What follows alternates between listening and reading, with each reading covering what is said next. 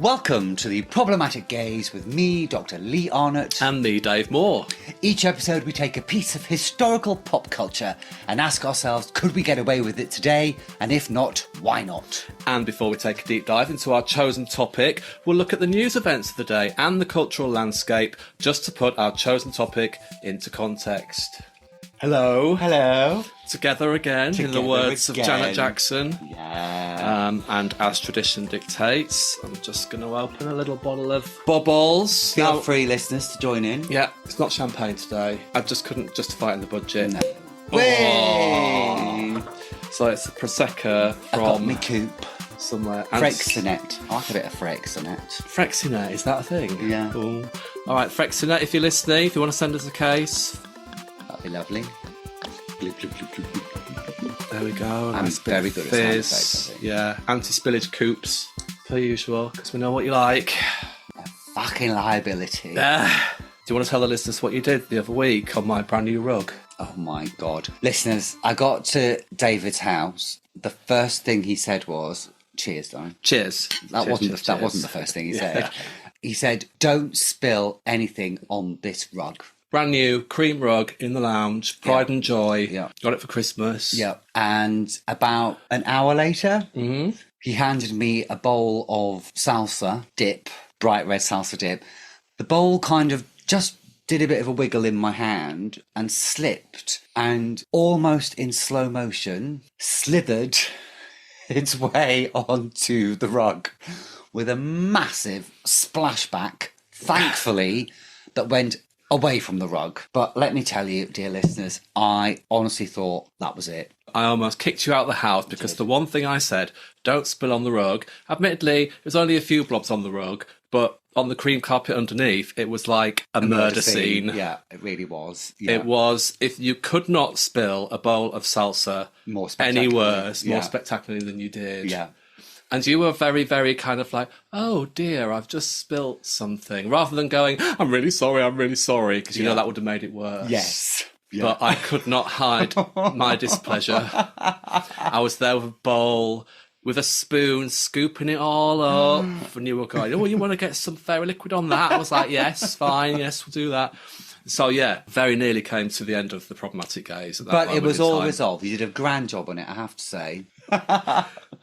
Anyway, we gloss on friendship intact. Yes. After the abomination that was the girly show last week. Yes. Oh, I don't know if you watched it on YouTube like we asked you to. Did your homework? The link in the show notes. But boy, oh boy, it's 25 minutes of your life you're not going to get back. Oh, What a load of old tut. what a load of old tut. So we thought what we'd do is dip our toe across the pond this week. Yes, we did. And go back a little bit in time. I've just realised on a tangent that you've actually helped us create a podcast. You're basically the Doctor stepping into a time machine, going backwards and forwards in time, isn't it? I can't lie, David, but that thought has crossed my mind already. Was that a subliminal thing, do you think? I think it probably was. Yeah. Yeah. Basically, listeners, I'm insinuating that Lee has accidentally, on purpose, created a Doctor Who type format for the podcast. Exactly. Yeah. Yeah. Oh, cheers to that. Cheers to that, darling. Yeah, I could think of worse formats. So could I. Anyway, so as we're going back to the long, hot summer of 1980s New York. New York.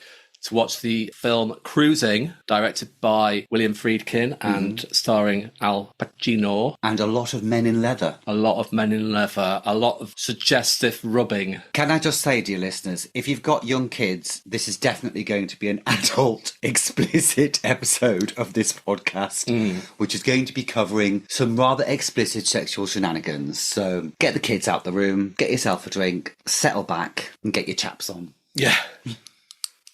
Get your nipple clamps out, Yeah. or as Lee suggested the other day, get your fisting cream warmed up. Yes, because it needs to be room temperature. Yeah, Otherwise at it's really least. bad for your sphincter, I've heard. Oh, right, okay, well, I'll take your word for that. What's your relationship with Cruising? I've known it existed, but I've never seen it. Me too. That's about it, which is great because it's something that we've both come to new. We'll leave a YouTube link on our show notes as well because it is on YouTube. Yeah, it's in beautiful HD. It looks great. It does look great. It's an hour and 40. And it's, well, let's get into it later. Before we should do that, should we have a look at the news of 1980?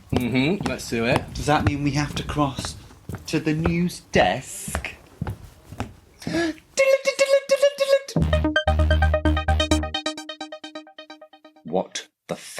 that? That's our new news jingle. But I've got the xylophone. Darling, we need to drag ourselves kicking and screaming into the professional podcasting world. We can't have you doing a diddly-dee. As nice as it is, and you are my friend, and I love you to bits, but we need to move forward, okay? I'm going to get a bowl of salsa and go downstairs and smear it all over that fucking carpet. Honestly, we're trying to be professional Get here. my agent on the phone. Okay, right. News events, please. Well, 1967. No, it's not. Okay, do you want a little top up there, Lee? Let's see. It's going very well. Well, we're told just before we hit the news. That'll be right. Okay, watch where you're putting that. Don't want it spilled over the carpet. Right. God, the more you say it, the more I get all nervous and like that woman used to go to Hyacinth Bouquet's house and wobble a cup of tea everywhere. I'm a bag of nerves. Bag of nerves. Crack on, let's crack on. Right, 1980. The 2nd of January, workers at British Steel go on a nationwide strike over pay. It's the first steelwork strike since 1926. On the 14th of February, Margaret Thatcher announces that state benefit to strikers will be halved, and the strike eventually calls off in April.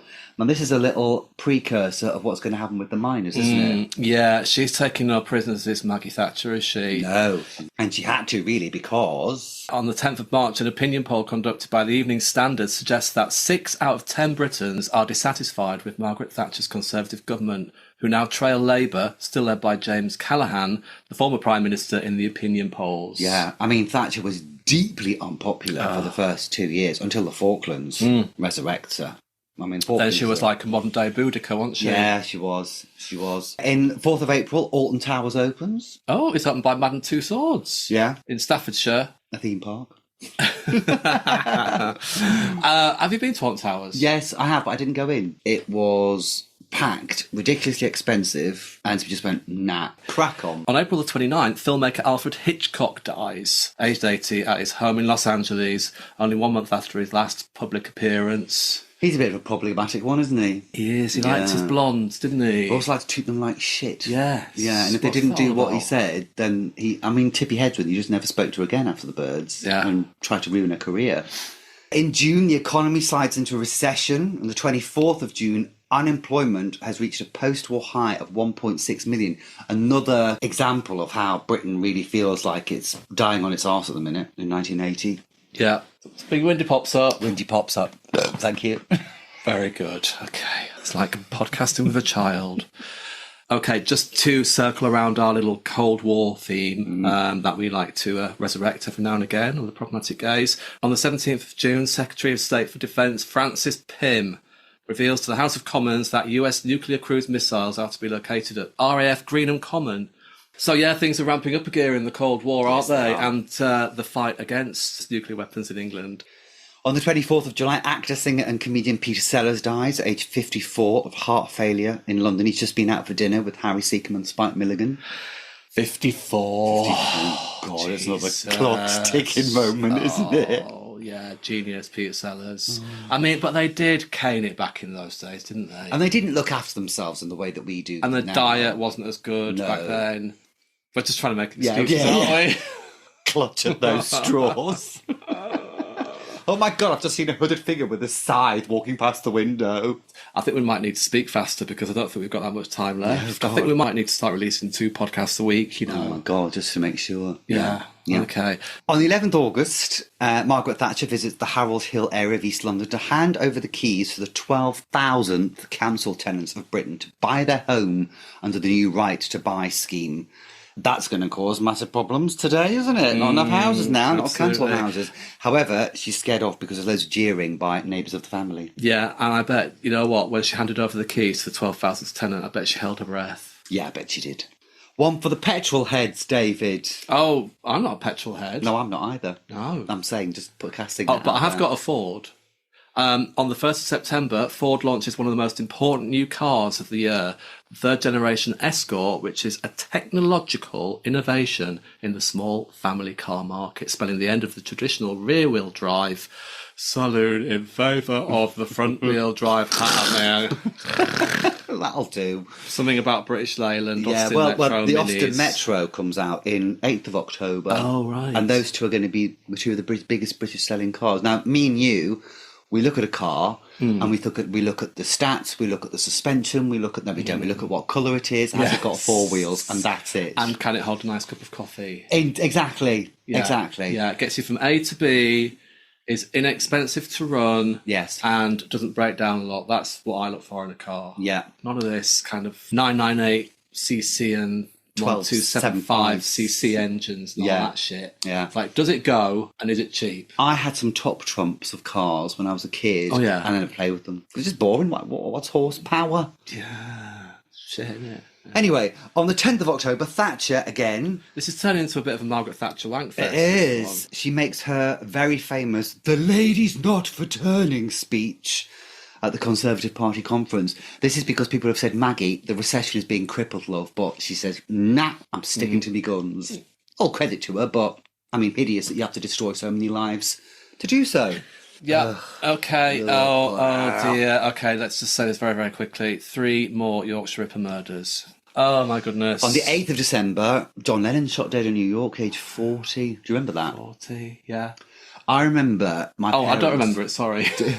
I don't remember it. I was 6. I was 7, but I remember my parents, my dad especially, being devastated because he was a huge Beatles fan. And I remember the front page of the newspaper, the Mirror, I think it was, saying, "We love you, yeah, yeah, yeah," or something like that. Nobody could believe it. Another bit of a twat as well, John Lennon, sometimes, wasn't he? Well, I mean, he wasn't great to his first wife, was he? Let's just put it there because we don't want to make insinuations. But, he was shot dead outside his apartment at the Dakota building, which incidentally is the building that Rosemary's Baby was filmed at. Right. And of course, that whole, he says to Mark Chapman, the guy who killed him, says, "I'm your number 1 fan," which becomes the inspiration for Misery by Stephen King. That's why she keeps saying, "I'm your number 1 fan." You know? Yeah. Oh, dear. Well, I mean, look, this is the kind of New York that we're going to be dipping our toe in when we do a deep dive into cruising, isn't it? Yes, that sleazy rundown, late 70s, early 80s. Yeah, rats everywhere. So that was the news. That was the news. Some of the news of 1980. I thought we did that quite well, don't you? I thought it went very well. Should we have a look at what the top 20 films were of 1980? Let's do it. Right. Let's do it. First up, okay, who remembers this out there, dear guys? It's The Blue Lagoon. I remember that. This was Brooke Shields, wasn't it? it? Was. It was quite racy. And she was really young. I think she was like 14 or 15. Yeah, it was just exploitation of female minors. Yeah. You know, was quite the craze back then in the 80s, wasn't it? Yes, it was. Yes. Being There, number 19. The Black Hole, my stage name. Yeah, I was going to say. I went to cinema to see that and I was bored shitless. Really? Yeah, it's a really boring film. It's Disney trying to do Star Wars, basically. Oh, I see. God, it's dull. Number 17, 1941. So yeah, 1941 was a kind of early directorial film by Steven Spielberg with screenplay by Robert Zemeckis, who went on to a very illustrious career, didn't he? Yeah. Number 16, All That Jazz. It's a semi-autobiographical fantasy based on the aspects of Fosse's life and career as a dancer, choreographer and director. He was a bit of a swordsman, wasn't he, Bob Fosse? It's a trail of women left, right and centre. Was he? Yeah. I'd always assumed he was gay, but no, he was a right womanizer. Really? Well, yeah. Meatballs. Around this time, there was all these kind of high school hijinks kind of films, wasn't there? It's like a sex comedy. Like I think it is a bit like that, yeah. The Blues Brothers at number 14. Yeah. Never a fan of the Blues Brothers, I have to say. I know each to their own, and it's got a very big cult following. Yes. Great soundtrack. Yeah. Oh, a classic. Here we number go. 12, The Shining. I love that film. Yeah. I love that film. And I remember probably when I was going to see The Black Hole, they had the poster in the lobby at the cinema, and it's a picture of Shelley Duvall screaming as the axe is coming through the door. And I used to scare the shit out of me looking at that poster. Obviously never saw The Shining. Yeah. Until much later. I really like The Shining. I really like The Shining, and Shelley Duvall, I mean, what a tale to tell that is, isn't it? Oh my God. But she's always said the kind of idea of her being tortured on set, was actually not, that wasn't her lived experience of it at all. Right. So, I mean, I have seen a couple of clips where he's kind of having a go at her. Yeah. But she kind of holds her own and gives it back. Yeah. You know, so I think it was quite fraught at the time. It's filmed in Elstree down the road. I know they built that set, the maze, with the snow at the end, is all a set. It's incredible. It really is. Incredible. Ah. Oh, one for you there, well, darling. one for me. Friday the 13th. Number 11. I love Friday the 13th as well. It's the one thing that really bothers me about Friday the 13th, the whole sequence, is that the villain at the end is revealed to be Pamela Voorhees, Jason's mother. Right. And she just gets dropped. And from Friday the 13th Part 2 onwards, Jason becomes the killer. But I never forget Pamela. Pamela in a turtleneck. She's absolutely bonkers. And she's great. And she steals that film. All hail Pamela. All hail Pamela. Number 10, Aeroplane. Brilliant. Great film, isn't it? Yeah. Sometimes you just need a little bit of silliness in your life, don't you? Yeah. Number 9, The Jerk. Number 8, Urban Cowboy. So Urban Cowboy is a romantic Western film directed by James Bridges, stars John Travolta and Deborah Winger. A success by all accounts. Another Johnny T. Another Johnny T, friend of the podcast. Yes. Of course he is. Hello, Johnny, if you're listening. Hi, Johnny. Number 7, another one for me. The Amityville Horror. Now, I read the Amityville Horrors book when I was like in 4th year of junior school, because I had lying around the house with my brothers. Did as well, yeah. And my teacher kind of walked past me and was like, what the hell are you reading that for? It's like at a very young age. And I had an obsession with haunted houses and stuff. So the Amityville Horror, I shat my pants when I watched it, because I just believed everything. Right. Have you seen the documentary that's come out in the last couple of years? I think it might be on iPlayer, where it kind of basically debunks everything and says that the Lutzes who lived there were kind of cash grabbers, playing on the myth. Obviously, a horrible tragedy actually happened there. A man shot his family and murdered his family there, but it's kind of insinuating that the people who moved in after made up all these stories about the haunting. I mean, they were fairly. It's been thoroughly debunked, I think. Yeah, and I know that George Luss had a lot of money worries. Yeah, his business was failing and stuff, and by all accounts, not a very nice man, not a very nice father or husband. Oh, really? But I mean, talking about imagery in film, about things that resonate and stick within the public psyche. The picture of the house and, you know, the kind of like the semicircular half windows is just like everybody can kind of like look at that and think, oh, that's from that film. Yeah. Iconic. Yeah. Get out! That bit. Get out. Yeah. I loved it. I love the bit there where is it the nun goes and she drives away so horribly. She's so freaked out. And something happens to Jessica get out the car and throw up everywhere. She's going, and she's driving, going, lovely Margot Kidder as well. Yes, also Margot riding Kidder. high. Yeah. Number 6. Kramer versus Kramer. Now, I've never seen this, and I bet if we watched it now, it'd be really shit boring. I think so as well. Yeah. Allegedly, Dustin Hoffman not very nice to Meryl Streep in that movie. Really? Yeah, there was a scene where he had to hit her, and he hit her for real. Meryl Streep's gone on record to say, yeah, hit me. But she said hit me, or she said he hit me? He hit me. Oh, right. Oh, yeah, after the fact. Yeah. Later on in an interview said, yeah, hit me. Number 5, 10. Bo Derek and Dudley Moore. Bo Derek was very much a face of that time, wasn't she? Can't you remember it? No, I can't. But I mean, this is one of the films that kind of, you know, elevated Dudley Moore, isn't it? To kind of like film star status. Yeah. And actually, over Christmas and New Year, there were a series of kind of interviews with Pete Cook and Dudley Moore. Right. Pete Cook was interviewed about Dudley Moore, saying, what do you think about Dudley Moore's rise to, you know, Hollywood celebrity? Kind of, again, kind of leading question, thinking they want him to say, oh, I'm jealous and all this kind of thing. He said, couldn't happen to a nicer guy, really, really happy for him, and I wish him all the best in his Hollywood career. Oh, that's nice. Yeah. They remained friends, I think, didn't they? Number 4, okay, I'm going to do the... Flash!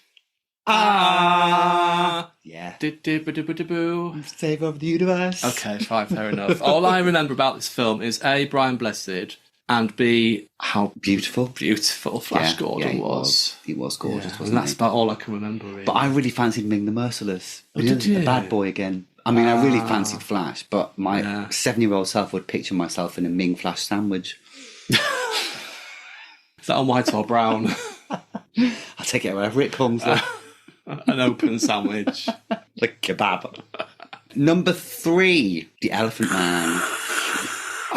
Let's not do impressions of John Merrick. I sobbed at that film. David Lynch, one of his Yes, early it was ones. David Lynch, wasn't it? Yeah. Already kind of you can see his visual style watching it, can't you? Absolutely. John Hurt, powerhouse performance. Oh my God. And a host of like British stars. Even like Pauline Quirk pops in it at one point. Number 2. Boldly go where no man has gone before. Star Trek, the motion picture. Another one I went to cinema and saw Bored Shitless. It's quite a dull film, the first one, isn't it? Star Trek. Will you watch your leg on the side of that microphone, please? I don't think I'm hitting it. All right, but you're sailing very close to the edge, much like how you live the rest of your life. And I don't like it, so I want the respected 2 centimetre distance between your leg and the microphone cable. If we could have a correct microphone stand, we wouldn't... Star Trek, the motion picture. My great-grand took us to cinema for this, and me and my cousin Mark were so bored we ended up running around the cinema screaming and got taken out. And she said, I'm never taking you to cinema again. She never did. Because it was just boring. Only livened up by a bald woman. Okay. So if that what number 1 was? Okay, go on then. Top film of 1980 was... Star Wars, The Empire Strikes Back. Right, there we go. Oh, yes. Love a bit of Star Wars. Love a bit of Star Wars. I'm not a huge, massive fan. Don't collect all the figures. You know what I mean? I don't know all the facts and figures of every single Star Wars film. In fact, when the last 3 came out, I went to the cinema to watch it because I think it's a big spectacle, but I wouldn't rush back to see it again and again and again. Do you know what? In lockdown, which seems like decades ago now, we said, let's watch all the movies in the order they're supposed to be, not in release order. Oh my God, I'm sorry. I'm sorry if there's any Star Wars fans out there. I was just a bit underwhelmed by all of them. Yeah, I was really surprised at how underwhelmed I was by the 70s and 80s ones. But I was like, wow, there is 20 odd hours of my life I'll never get back. I suppose they are for kids, really, aren't they? And if you kind of watch them as an adult, you'd never have that kind of like childlike magicalness but I don't know if they are for about kids, it. Because as a 7-year-old, I was bored by it. As I said last episode, when we did Grease, I went to see Star Wars in the cinema, bored, didn't like this one. Return of the Jedi, I liked it because of the Ewoks. You're gay, aren't you? So gay. Yeah, I thought so. I've always had my suspicions. Yeah.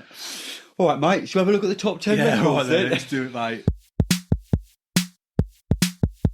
So what was in the music charts? Okay, so what is this week commencing? The 9th of November 1980, which is when this film was released in the UK. So we'll start at number 40. Okay, let's do it. Lonely Together, that's us. Barry Manilow. Inherit the Wind, that's you. 39. Casanova. That's me. Oh, yeah.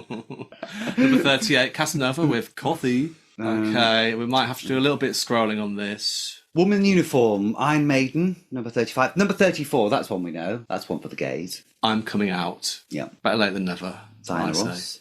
Bougie Bougie, Gladys Knight and the Pips. Is that how you say bougie? I don't know. Liquid Gold at number 30. I think they were a British kind of disco act again. One of those ones that kind of The Night, the Wine and the Roses. Yeah. The Police, Don't Stand So Close to Me. It's what I'm constantly saying to you. But... Funny, because I was just about to say the same to you. I got there first. Number 30, I Like, brackets, What You're Doing to Me. I knew you would. By Young & Co. 29, What's in a Kiss? Don't Tell the Husband. No. Gilbert and Sullivan. 28, Why Do Lovers Break Each Other's Hearts? Shawaddy Waddy. Now, I remember Shawaddy Waddy having a massive crush on that singer. Really? Yeah. And I remember one episode, The Top of the Pop, sticks in my mind because they all had these blue kind of... It's all part of this 50s revival that's kind of been going on since Grease. And he had this pair of trousers on which left nothing to the imagination as to what was down the front of his pants. And let me tell you, between that and the catalogue pages, the underwear pages, I was made up that year, I tell you. I would say it's like all your Christmases come at once. All it was. Number 23. Baggy trousers. Madness. Mm-hmm. Celebration. Cool in the Gang. Number 22.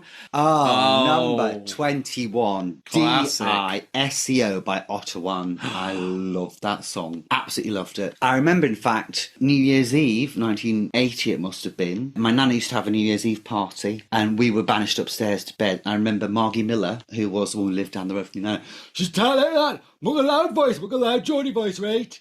And I just remember her going, D-I-S-C-O, downstairs, being so jealous that I couldn't join in because we were banished. I and probably several hundred listeners didn't really understand what you were saying then. Good. What did Marky Miller actually say? She said, I can't remember. Well, she was just singing the song, wasn't she? Oh, but she I used to, see. She used to have this muddled broad Northumbrian accent like that and a muddled deep voice. That's the bit I didn't understand. Yeah. There you go.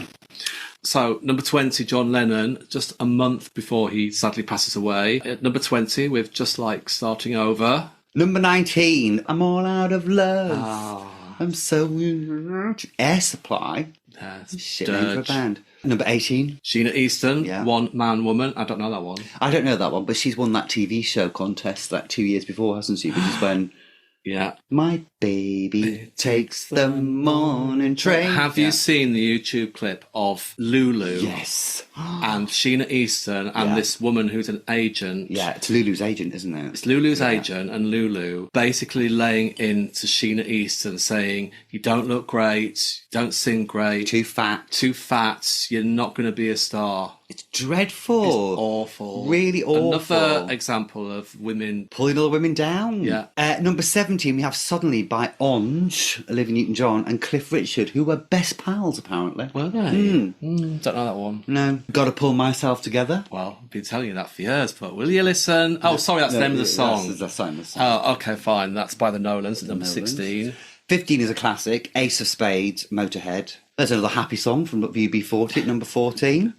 The Earth Dies Screaming by UB40. Cheers, guys. Ooh, nice little numbers.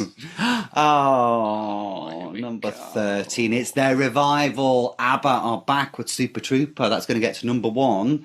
And that Christmas, Super Trooper, the album, is going to be released. And ABBA are back on top after a couple of years of kind of floundering around a bit. Oh, right. So, okay, for our gazers out there who don't know what a Super Trooper is, why don't you explain what it is? A Super Trooper is one of the big lights they use in a show. It's a spotlight on the stage, basically. Yeah. So she sings, tonight, the Super Trooper, the beams are going to find me.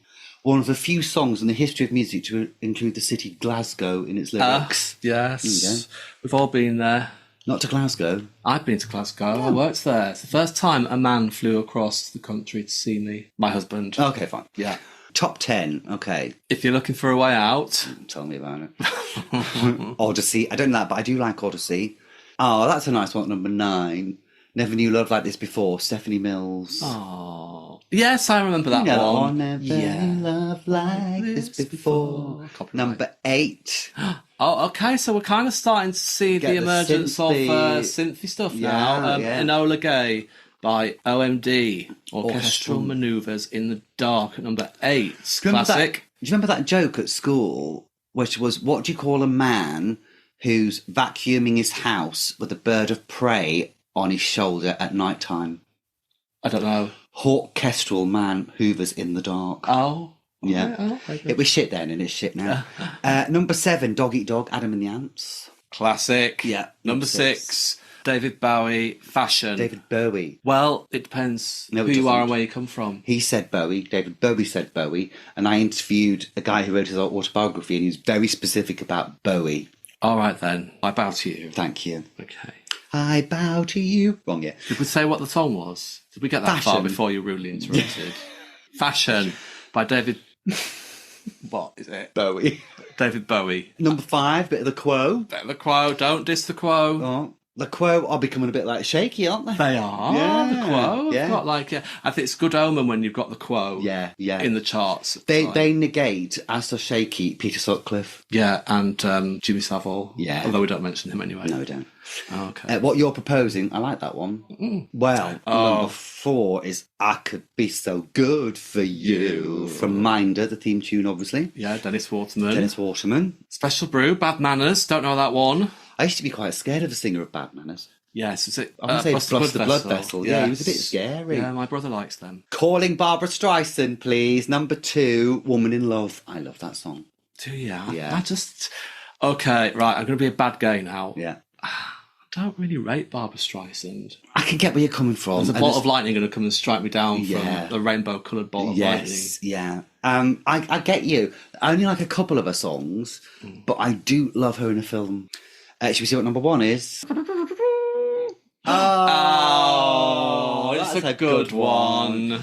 The tide is high, Blondie. Oh, gosh. I think she is one of the most talented, first and foremost, beautiful women in the world. Yeah.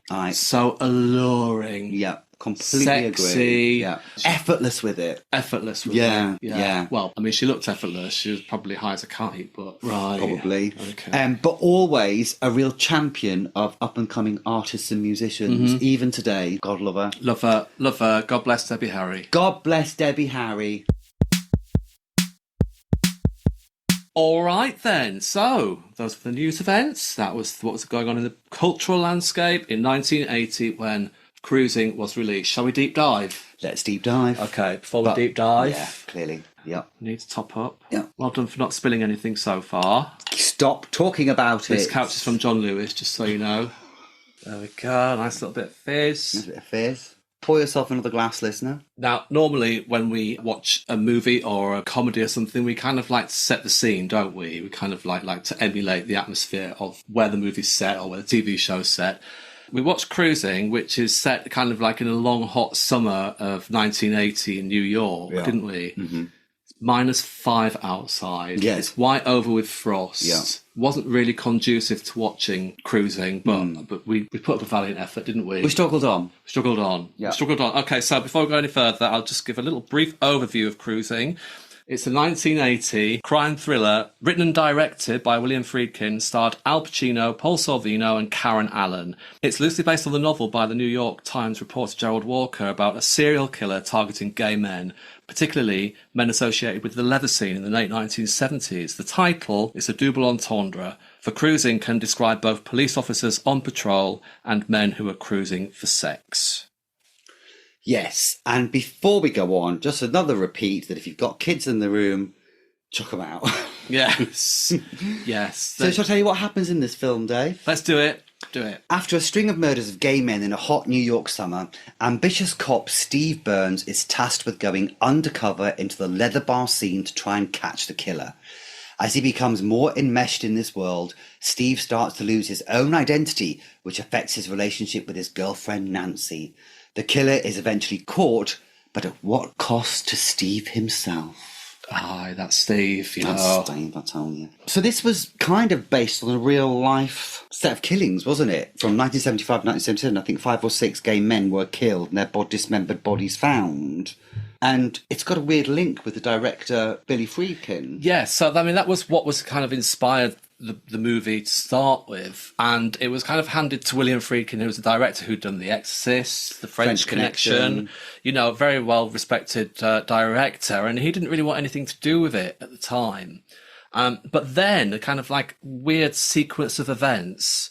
When he was directing The Exorcist, there was a scene, I don't know if everybody's seen it. One of my favourite films. Yeah, where Reagan goes to get a series of tests in the hospital because obviously she's being possessed by a demon. William Friedkin went to the hospital to kind of do research on what was the kind of the best procedures to film when they come to shoot in the movie. One of the guys who was a hospital worker was a guy called Paul Bateson, and he ended up being an extra in the movie when they were performing this surgical procedure on Reagan. Now, Paul Bateson, it turns out, used to frequent the leather bars. He was an alcoholic. He took lots of drugs.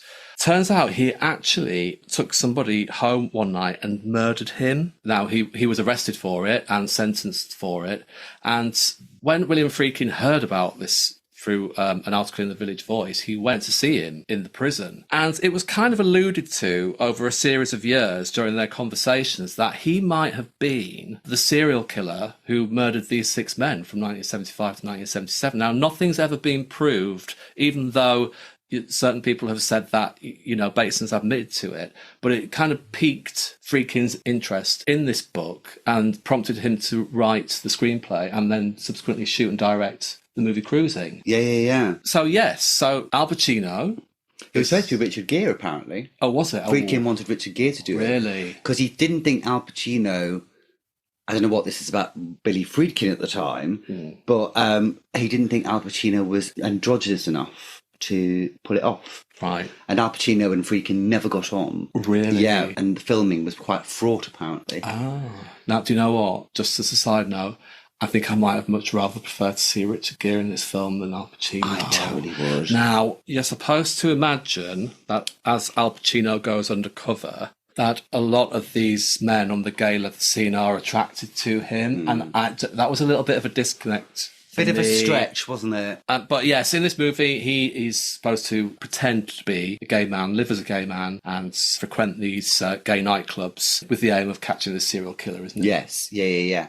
It was quite a controversial film at the time of filming because the guy who'd written the original book of Cruising had got wind of what William Friedkin was doing. And before anything had shot, he said, this is going to be a very homophobic film.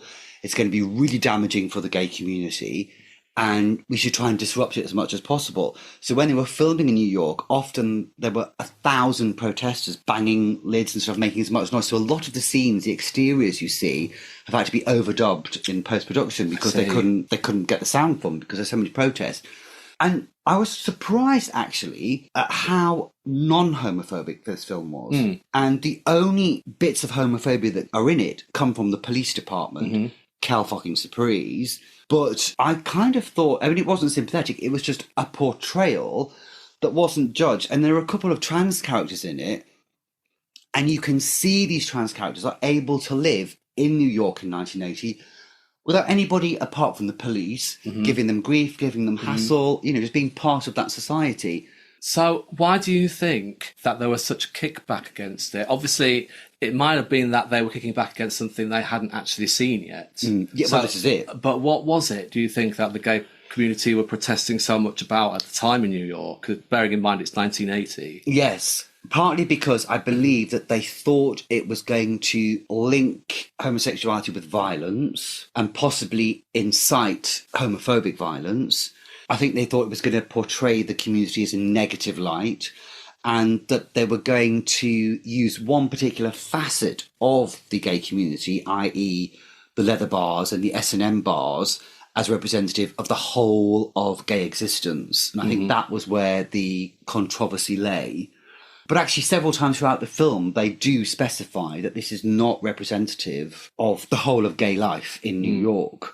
And it's very much focused on this. But we'll come back to that, I think. Yeah, sure. But yeah, I was quite surprised. And I mean, for a film that's set in the gay community about police, there's only one mention of the word faggot. And you can watch any number of films from the 80s which are not about the gay community, where the F word is bandied around willy-nilly. At one point, two gay characters are referred to as two girls. And there's a dreadful scene where they take the suspect into questioning and basically beat him and then make him masturbate in order to produce sperm. And that's all because of these homophobic police officers. But that's pretty much it in terms of homophobia. So watching it today, even in 2025 eyes, it doesn't strike me as a homophobic film. In fact, if anything, it's a film about this is one aspect of gay living. Yeah, I think back in 1980, obviously I wasn't a gay man back in the 1980s. I was only, 1980 I was only 6. You're a puff boy. Yeah, but I'm obviously fledgling at that time. Yeah. I've certainly not a frequenter of the gay leather scene in New York. I just wonder if the gay community felt worried that they were going to come across as something perverted if they just focused solely on the leather and S&M scene. But also what you're saying then is that actually not all gay men are perverted. It's only the people who frequent the S&M scene and the leather scene that are perhaps subversive. Yeah. So, for a kind of a mainstream movie by the director of The Exorcist, The French Connection, to have somebody who, this film would be seen by a wide variety of people because of his previous work. And because of Al Pacino. And because of Al Pacino as well, who was, really popular at the time and, continued to be for years and years.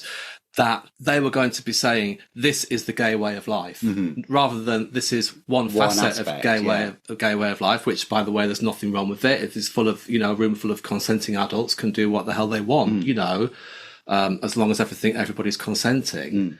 But then it was going to be seen by the general public as something subversive and something perverted. And I can understand why they would be reluctant and anxious to have it shown that way. Yeah, I mean, but the pushback is that although these protests outside, the scenes in the clubs were filmed in genuine S&M leather bars. Yeah, and presumably with all the extras who were we're all so customers. there was one side of the gay community who Yeah. was saying, okay, fine, let's go along with this. Yeah. Whereas the other side were like, no. So obviously, you can't pigeonhole the gay community as a whole because, that's discriminatory in itself, really. Yes. To kind of say that every gay person in the community has the same opinion, has the same set of morals, has the same way of life.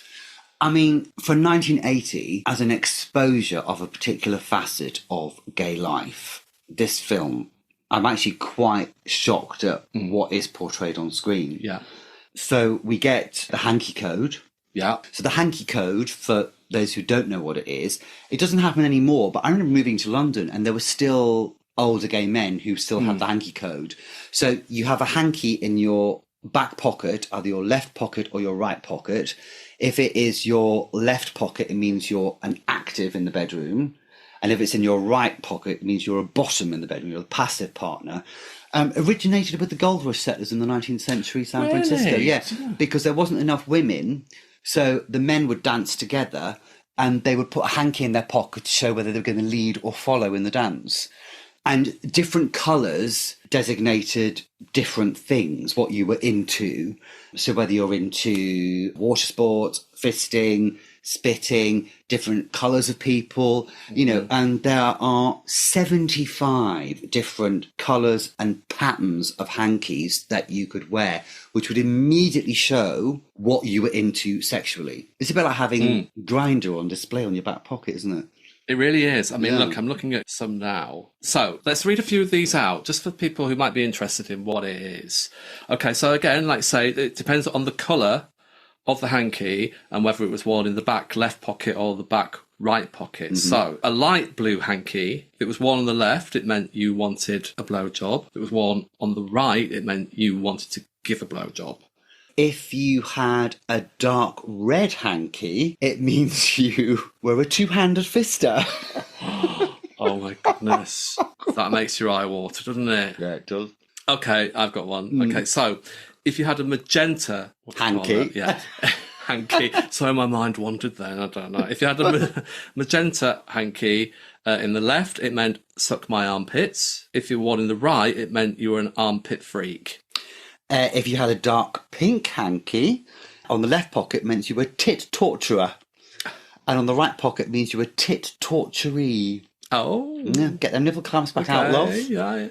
I think this is probably one that's quite wide-ranging, this one, that says everything and nothing at the same time. If you had an orange hanky, if it was one on the left, it meant anything, anytime.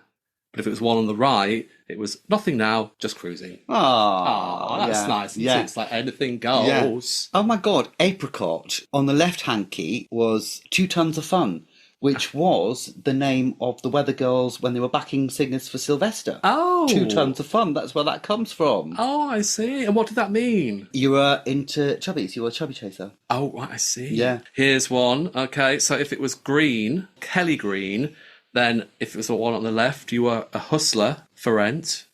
Or if it was one on the right, you were a John, i.e. somebody looking to buy. Basically, any sexual activity you can think of, there was a hanky for it and a pocket you'd put it in. Yeah. Let's gloss over what the brown ones were made for. Okay, fine. But we'll leave that to your imagination. But, so I was thinking about all the elements that were presumably majority straight audience were seeing for the first time, because it's quite an eye-opening film. The club scenes. So we see sex toys in this film. We see, obviously, the S&M clubs. We see poppers. With lots of men kissing, having sex acts in the background. There are sequences of men cruising for each other in public spaces and having sex in public spaces. There are scenes of sadomasochism. There's a scene of a guy in a sling being fisted. Yeah. It's quite a... I mean, between that and, let's say, the black hole... Oh, yeah. Maybe not. Oh, Star Wars. Yeah. It's just like, whoa! Yeah, maybe not the black hole, but... Yeah, because I'm sure there's a hanky for that. Yeah. But there is. I know there is. Yeah. But yeah, I mean, it was quite racy. Quite open in its depiction of cruising, of the gay leather scene and sexual acts between men. Yeah. But saying that, a lot of it was alluded to. I mean, obviously, you couldn't see anything directly. Yes. I mean, you didn't see an erect penis. You didn't see any penises.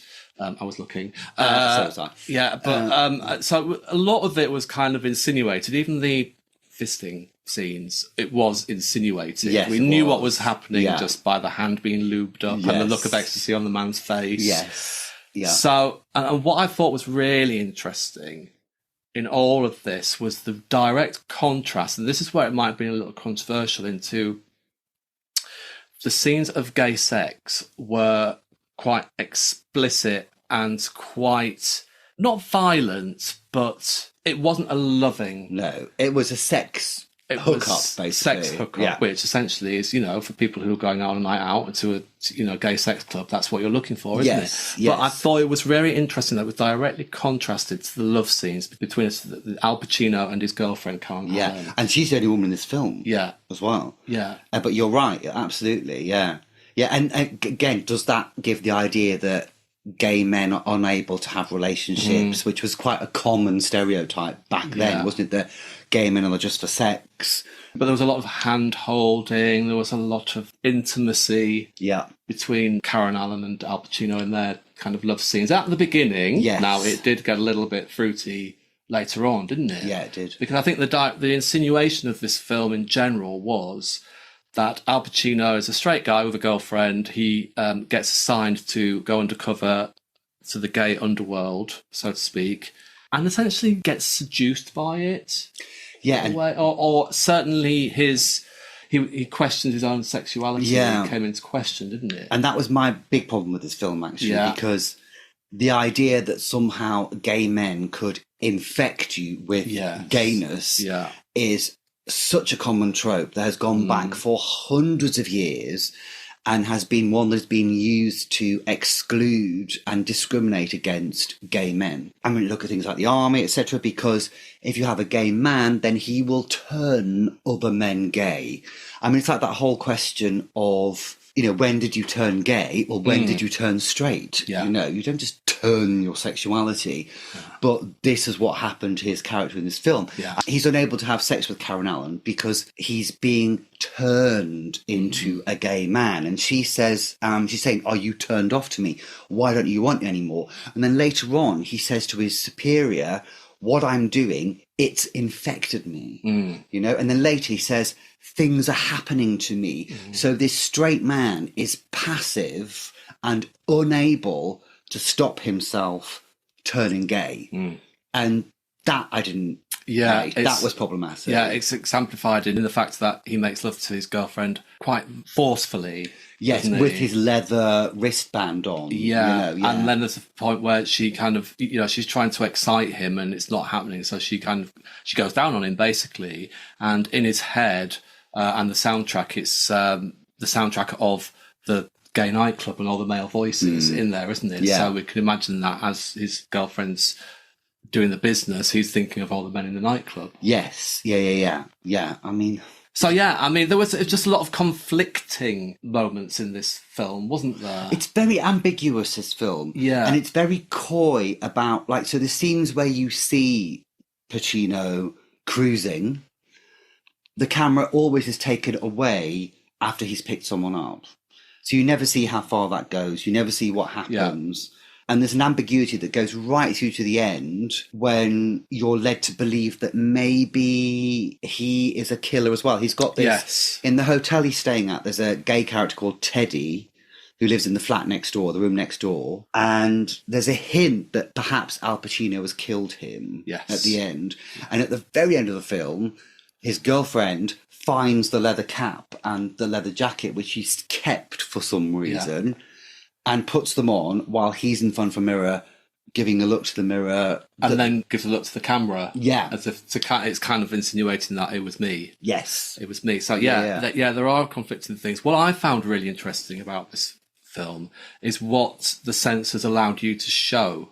Because there were 20 minutes of extra footage shot, Oh, really? Much more explicit, apparently. I see, because, It's kind of what we talked about. I mean, I know I'm always allude back to Madonna in these kind of things, but you weren't allowed to see a huge amount of the sex acts, the gay sex acts. It was all insinuated very well. So you were left to no illusion as to what was going on, but you didn't see any sex acts. But you were allowed to see scenes of gratuitous violence against gay men, stabbings. You know, the killing scenes from the serial killer were just really hardcore, brutal, like hardcore violence. And again, it's kind of alludes to what Madonna was saying, you know, why are we not allowed to see sex acts between consenting adults, but we are allowed to see gratuitous violence on screen, which I thought was really interesting. Yes, yeah.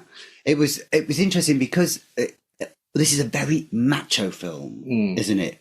And the S&M scene does not allow feminine gay men in it. No. And actually what happens in the 80s, especially in America, is you get this thing called the butch turn. So after women's lib and gay rights movements of the 70s, there's a certain section of gay men riddled with internalized homophobia who decry any kind of feminine representation of gay men. Right. And so what happens when we come on the gay scene in the late 80s, you remember that the only representation you see of gay men are muscles and a certain look and a certain macho. I mean, Village People have a song called Macho Man, for God's sake. And for a film set in the gay scene, there's no disco music. The one scene when they're clubbing, the music is a kind of rock tune with a slightly dancey beat, but it's a very macho film. Pacino's film doing weightlifting, the eventual Murders film doing weightlifting. Everybody's got a mustache because the mustache was a really easy signifier of manhood, as it does generally across the male population in the 80s. And just to lend to that, that the young man who Al Pacino befriends, you know, Teddy, in the neighbouring apartment, Teddy, to me, he was there to represent the acceptable homosexual, the homosexual that was, you know, faithful to his boyfriend, who hadn't gone out and been corrupted yet by the underground gay scene, and all the sexual shenanigans that that kind of alluded to. So yeah, he was very much kind of like the pure, innocent young gay man, the sanitized version, the palatable version of what a gay man should be. Not camp at all. No. Yeah. The only kind of hint of camp you get is the murderer is writing a thesis on musical theatre. Yes. Yeah. Let's talk about the murderer. Yeah, go on. Because all the way through, he's portrayed as this kind of frequenter of the underground leather scene, and he's always seen in his S&M leather gear, isn't he, with the cap and, you know, the leather jacket, etc. But then we actually see the killer in his everyday life, and he's very preppy, musical theatre graduate. He's writing a thesis. He's writing a thesis, yeah. It's obviously he's kind of like a trust fund kid. Is, you know, of Columbia University. He's got a great apartment. He's a fitness freak. Plays the piano. Very artistic. So, yeah, and then it's kind of alluded to that the reason why he's doing this killing is because he's got daddy issues, basically. Is that his father never loved him. He was never good enough for his father's view of what a man should be. That's what kind of led him down this path. One thing that struck me was when he killed, he said, "You made me do this." Yeah. And it was unclear if he was referring to the victim he's just killed, i.e., I can't handle being gay, you're gay, so it's your fault. Or, as we find out later on, his dead father, perhaps he's saying, you made me do this. Because he hallucinates about his dead father, doesn't he? He's like in the room with him. Yeah. Like a bit of a... But they could have chosen him to be the wrong side of the tracks. Yes. They could have chosen him to be, you know, from foreign climes or something, you know. But they chose him to be a very, very well-respected kind of member of the community. Could that be so it could show that anybody could be gay? Yeah, I suppose so. Yeah. Or anybody could be a murderer. Yeah. Don't look at me like that. Who do you think would be more likely to be a murderer out of me and you? You. Do you think? Yeah. You said that very assuredly. Well, everything you see is what you get, but you're still waters run deep. Yeah, certainly do, kid. Yeah, better watch out. Do you want a little top up? Yeah. Do you like some of my special juice? Yes, please. What's that harness on the back of the door for? Never you mind about that, darling. Just have a little drink there, that's fine. Just remember, you made me do it. Okay, that's just taken a really weird turn Yeah. now. Okay, I think we've been delving too long into the seedy Dirt. underbelly. Yeah, well, that's what this film is, though. Yeah. What did you think? Okay, so a few production things then.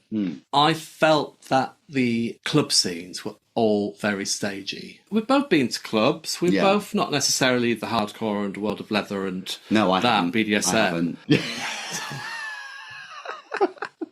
Just trying to maintain an air of respectability on the problematic gays. Okay, we've both been there, and it's nothing like what was depicted on these. It felt to me as though these were very kind of like elaborate set pieces. Yes, yeah. It's like you could tell that there was a person responsible for all the background action. Yeah. Right? Okay, so I want you to lick this truncheon. Yeah, And then I want you having a blowjob. Yeah, Yeah. la la la la la. Yeah. And then, okay, so we're going to play the music, and then what we're going to do is, before the actors start speaking, we need to kill the music, and you all need to pretend like you're dancing, like there's music playing, and all that kind of thing. Yeah.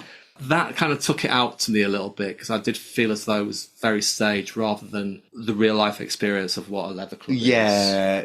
I mean, it's just like throw everything at the screen, isn't it, in this room? Yeah, Yes. when you wouldn't happen, there'd be a back room, for God's sake, Yeah. and there'd be a fisting room. Yeah. And there'd be a room where you could go and cruise in the dark, blah, blah, blah. Not of it all happening in the bar.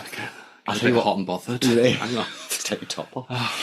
I tell you what really made me laugh. Yeah. There's one scene where Al Pacino's leaning into the gayness and he's on the dance floor. And I know what you're going to say. someone gives him a hanky that's been soaked in poppers and he has 2 sniffs of this hanky. Oh, he's dancing like he's on 10 ecstasy tablets. I called it the Pacino popper dance. It's terrible.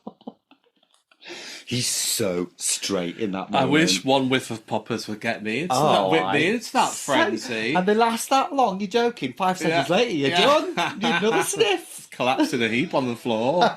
The lips turn blue. Yeah. And Al Pacino is clearly very much at that point a straight man trying to dance like a gay man. Not one piece of rhythm in his body, bless him. Yeah, that was a funny point in the movie. Unintentionally. Let's see if we can get that up somewhere. I'm probably not allowed to, but very amusing for all to see. I do have to mention. Go on. Talking about getting hot under the collar. There was a real mixture. It's funny how tastes and looks change over the years and over the decades, because there are a lot of people there in the gay clubs, these gay men, and as we all know, a lot of gay men are very, very beautiful. But the vision of beauty in 1988 and the representation of kind of like gay male beauty is very different to what it was in the 90s, the noughties, and now. It's so different, isn't it? It's amazing how it changes, because you're watching these scenes thinking these men are supposed to be beautiful. I thought they were. No, this is my point. Half of them were not. I just thought, oh, your haircut's not doing it for me, your facial hair, the way you're sculpted facially doesn't do it for me. So that was half of them. The other half were really beautiful. Oh my God. There's so many good-looking men in this film. So many, and a lot of them in jock straps. Yes. Or like leather waistcoats with nothing underneath. A lot of buttocks on display. A lot of buttocks. Yeah. Has to be said. Yeah. No cocks. No, nothing like that. No. But very kind of acceptable levels of buttockness. Of representation of buttocks. Yeah. Oh. Come over all funny. I don't know. Is the heating on? Sweating. It's -10 outside and I'm here with bloody sweat on. That was actually quite funny, because we both commented at one point as Pacino's in this leather club cruising. All the men walking past giving them once over, they've just got beads of sweat on their face, haven't they? Yeah. I think there was a lot of gelatin used in that movie. Yes, there was. There clearly was. To kind of insinuate how hot it was. Yeah, hot. Hot, baby. Yeah. Hot New York summer. So hot it's got 2 T's. So, another production thing that I just want to raise up is how stunningly captured New York was in this movie. Yeah. When anyone thinks about New York, in like the late 70s, early 80s. We all know it's like was a den of crime. Crime rates were through the roof. Nobody was doing anything about it. There was swathes of New York that were just derelict. You had the gay village. You had the meatpacking district where a lot of this was set. Views of Manhattan from the river. Views from skyscrapers all the way up and down the avenues. It was just beautifully shot. I love that about this film. It really set it in a moment in history. Yeah. Have you seen The French Connection? Yes. Yeah, a similar kind of vibe. I is. noticed he used again the bridge with the. I think Friedkin had a bit of a love affair with New York. Yeah. And you can really tell in the way he films it, can't you? Yeah, I mean, you could be uber wanky and say New York is an extra character in this film. Which in fact it is, I think. It is, I think. And I noticed any American Horror Story fans out there, their season before last is basically a gay serial killer in 1982 New York. Well, it's a bit late, I think, because AIDS has hit then. And they directly reference a lot of the scenes and the shots and the locations of cruising. Do they? Yeah. Oh, yeah. right, okay. It's worth a watch. It's actually one of the most cohesive and American Horror Story seasons that makes sense. Yeah. And Russell Tovey's in it. It examines kind of homophobia in the police and stuff. Do you think this film was exploitative? I think, looking at it through 1980 eyes, I think it probably was. Yeah. I think looking at it through modern eyes, again, thankfully, there's so much more representation of gay life and culture. Yes. From all walks of the gay life. Yeah. But whereas this was probably one of the only ones from 1980 that people saw, then I think it was quite exploitative. Yes. For me, it felt like it was just a fairly rudimentary cop procedural thriller, but was set in this world that was deliberately designed and shown to titillate a straight audience. So I did find it fairly exploitative, I think, because the plot is not that complicated, and it's not even like there's a big reveal as to who the killer is, or it's quite pedestrian. Yeah. Only enlivened by, here's a man fisting somebody. Yeah. Well, perhaps we've answered our own question then as to why, there were protests about it at the time and concerns about, what representation this would show for the gay community. By the gay community, they were unhappy about it. Yes, yeah. And there were some, I think, fears that, as I said earlier, it would incite homophobic violence, which didn't turn out to be the case. And there's one story of a guy who had gone in and killed a gay guy because he said he'd seen cruising, which later turned out to be refuted. Yeah. And wasn't based in fact. So I think I think a lot of it is just there to titillate and to entice a straight audience to, almost a bit of a freak show kind of way, I guess. Like, here's something you're not going to see every day. I mean, the film bombed. It wasn't a commercial success at all. No, I mean, what kind of straight person who is a little bit threatened by these representations of masculinity would take their girlfriend to see that movie? Exactly. What is the audience for this movie? Yeah. If you want your heterosexually challenged, this isn't the movie to go and watch. Exactly. You'll be watching The Empire Strikes Back, won't you? Yeah. So, should we give it a rating? How many leather chaps out of 10 would you give this film? I'd give it 7.5 buttocks. Right. That's per buttocks. Per buttocks. Yeah. I'd give it, I think, maybe 6 gimp masks out of 10. Masks. Okay, fair enough. Yeah. Fair enough. Worth a watch. It's interesting. Yeah. But not a classic. No, it's not going to set your world alight. No. But yeah, there were quite a lot of buttocks on display, wasn't there? There were. And as far as I'm concerned, all I can say is cheers to that. Bottoms up. Bottoms up. So, that was cruising. I think I might go for a little walk now. Oh, in the park. I might go for a little walk in the park to see who I bump into. Why don't we, before we do anything else, because I'm worried about chafing, let's take your nipple clamps off. Oh, thank you, darling. They've been ready. 1, 2, 3. Oh, what a relief. Thank God for that. There we go. I'll just put them in the steriliser. Yeah. Can I get out of the sling yet? I've got to hang on. Hang on for now, because it might be a bit clanky on the mic. Fine. Yeah. Anyway, before you get out, why don't you tell us what we're going to be watching next week? Well, we are going back to the swinging 60s. Speaking of which... I see what you did there. Yeah. To 1967, when London is swinging, and we're looking at a family who are forward-thinking, outward-looking, embracing the new era of modernity. No, we're not. We are going to be looking at an episode of Till Death Us Do Part. That's Alf Garnett, isn't it? Alf Garnett, yeah. Oh. Yeah. A satirical figure whose views were often adopted by the far right. It's only half an hour. It's on YouTube. We'll link it. Yes, do your homework, watch. gazers. Yeah, do watch. Yeah, well, that's going to be exciting. Yeah, well, it's going to be, well, exciting might be the wrong word. Interesting for sure. to watch. Yeah, I mean, I've heard a lot about Alf Garnett, but I've never actually done a deep dive into him, so to speak. I'm still thinking about cruising now. Yeah, you are deep diving into Alf Garnett. Oh, Cheers. that's an image. We'll put that on Instagram. Until then, dear gazers, please follow us on our socials, which are at Podcast Gaze on TikTok and Instagram. And if you are so inspired to do, please email us at theproblematicgaze@gmail.com. We love to hear your thoughts about our previous episodes. And if you want to suggest anything for future episodes, then do please email us. And don't forget to follow us and like and subscribe wherever you get your podcasts. And please do leave us a review because they really help to promote the word of the problematic gaze. They do. Right, where's my lube and fisting cream, darling? I'm off. Are you off? Yeah. Okay, I'll just mop up here then. Fantastic. All right then, see you later, darling. All right, see you later. Okay, cheers, thanks a lot. Bye.